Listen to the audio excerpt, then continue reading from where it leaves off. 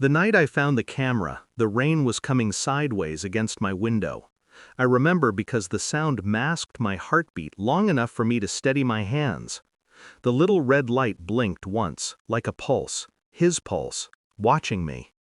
He said it was for my safety. His words, soft and fatherly, still echo like poison. You know how our neighbor stares sometimes, right? I just want to protect you. He said that with a hand on my shoulder. Gentle, reassuring. The same hand that installed that camera, angled perfectly at my bed. Mom had married him 2 years after the divorce. I was 16. He was the kind of man who smiled too easily and complimented too much. He cooked, fixed things, paid bills on time. Everyone called him a blessing. I wanted to believe it. He called me kiddo, bought me my first car, pretended to care.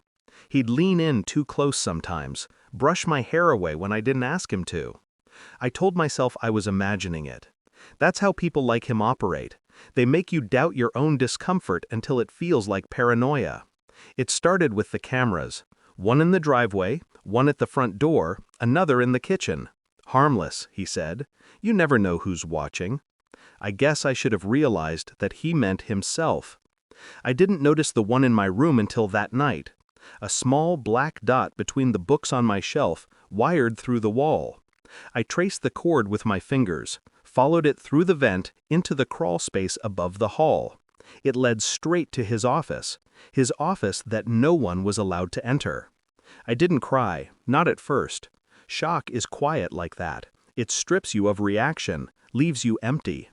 I just stared at the monitor on his desk, rows of camera feeds, my face frozen on one of them. I deleted nothing, moved nothing.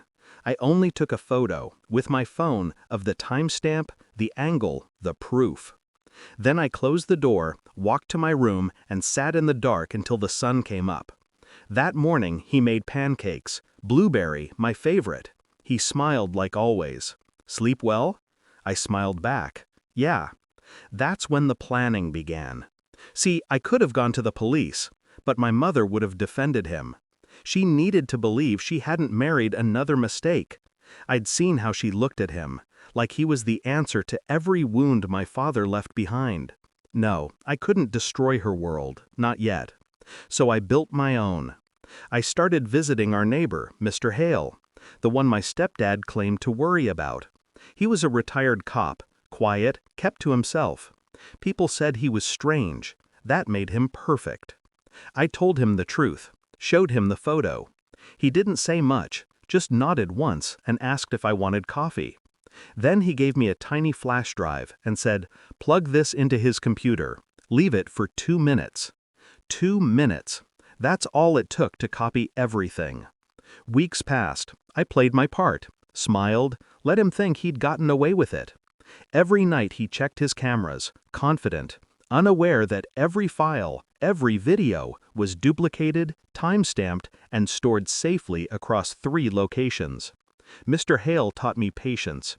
He said, "Justice is a slow knife. Twist it too early and you lose your grip."